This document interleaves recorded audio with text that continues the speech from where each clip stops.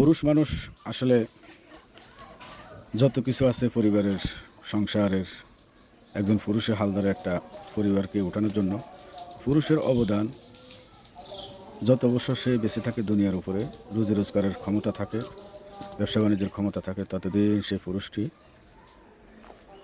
সম্পদ জোড়ায়, অর্থ জোগাড় করে, ঘরবাড়ি করে, বড় বড় দালান কোঠা করে, পরিবারের সুখের জন্য, ছেলেমেয়েদেরকে সুখে রাখার জন্য।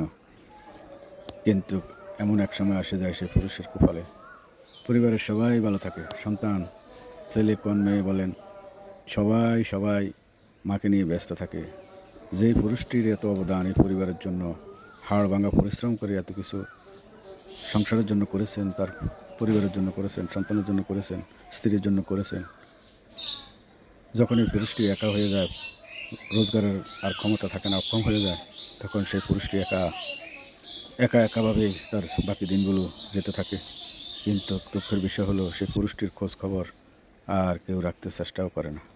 খানার সময় হলে হয়তো যদি ছেলের বউ থাকে, বউরা বা নিজের স্ত্রী খানা বেড়ে দিয়ে বলে যে খাওয়া খান, আপনার জন্য খাওয়া তৈরি করে রাখছে, এতটুকু বাস। কেউ কখনো জিজ্ঞেস করে না আপনি কেমন আছেন, আপনার শরীর কেমন আছে, আপনি কী অবস্থায় আছেন, আপনার মনে কী চায়, কী করবেন, কেউ আর জিজ্ঞাসা করার মতো কেউ থাকে না।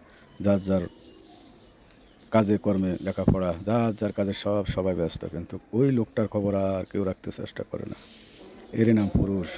পুরুষ মানুষ আসলে যত কিছুই করে তার নিজের জন্য কিছু করে যেতে পারে না, করে না। একমাত্র তার পরিবার, তার ছেলে সন্তান, ছেলে মেয়েদেরকে বিবাহ শাদী দেওয়ার জন্য, ছেলেদের উজ্জ্বল ভবিষ্যতের জন্য অনেক কিছু করে থাকেন। কিন্তু বয়স যখন শেষ হয়ে যায় তখন সেই পুরুষ নিঃস্ব হয়ে যায়, তার হাতে আর কোনো অর্থ থাকে না। সম্পদ থাকে ঠিকই, কিন্তু সম্পদ সে ভোগ করতে পারে না। চেয়ে থাকতে হয় ছেলে সন্তানের মুখের দিকে, তার স্ত্রীর মুখের দিকে, কখন তাকে কিছু দিবে, কখন তাকে কিছু বলবে, সে অপেক্ষায় থাকে। নিজ নিজের নিজ নিজ অবস্থানে সে পুরুষ চলতে থাকে, চলাফেরা করে, হাটে যায়, বাজারে যায়, কিন্তু তার পকেট আগের মতো সে পকেট ভরা টাকা থাকে না। চলার মতো হয়তো সামান্য কিছু ছেলে দেয় বা স্ত্রী দেয় বা মেয়েরা দেয়, এটাই তার শেষ সম্বল। এই যে এত সম্পদ জোড়াইলো, ব্যাংক ব্যালেন্স করে গেল, ছেলেদের সুখের জন্য দালান কোঠা করলো, জায়গা জমিন কিনে দিল, এত অর্থ এত টাকা ব্যয় করলো, কিন্তু কখনো তার লোভ নাই, লোভ লালসার প্রতি সেই দিকে তার আর নজর নাই।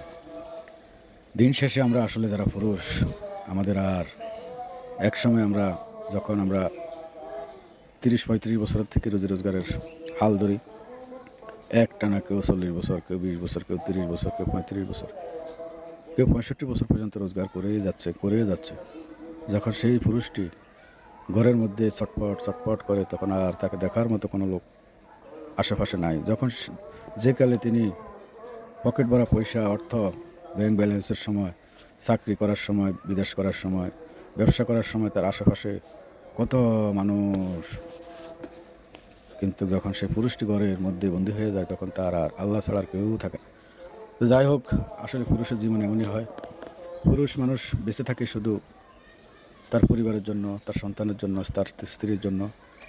তো অবশেষে একটি কথাই বলবো, যারা এই রুজি রোজগারে অক্ষম হয়ে গেছেন, যখন আপনারা রুজি রোজগার করছেন তখন নিজের জন্য, অন্তত নিজের স্ত্রীর জন্য, নিজের জন্য কিছু ব্যাংক ব্যালেন্স রাখার চেষ্টা করবেন। তখন আর ছেলে মেয়ের মুখের দিকে তাকাতে হবে না, ভাই বেড়াদের মুখের দিকে তাকিয়ে থাকতে হবে না যে আপনাকে কিছু সাহায্য সহযোগিতা করবে। অতএব পথ থাকতে পথের ব্যবস্থা করবেন, নয়তো বা হাজারো পুরুষের মতো যারা এই যে অবহেলা, বাঞ্ছনা, মৃত্যুর সাথে তারা প্রতিনিয়ত লড়ে যাচ্ছেন, চিকিৎসার অভাব, যদি নিজের কাছে কিছু থাকে তাহলে সাহস করি অন্তত নিজের লোক না হলেও বাইরের লোক দিয়ে অন্তত আপনাকে একটু ডাক্তার দেখাতে ব্যবস্থা করতে পারবেন। তো সময় থাকতে নিজে কিছু করবেন নিজের জন্য, পরিবারের জন্য তো অবশ্যই করতে হবে, কারণ পুরুষ পুরুষ করেই পরিবারের জন্য, নিজের জন্য করে না। তো সুতরাং নিজের জন্য কিছু করে রেখে যান। সবাই ভালো থাকবেন। আল্লাহ হাফেজ।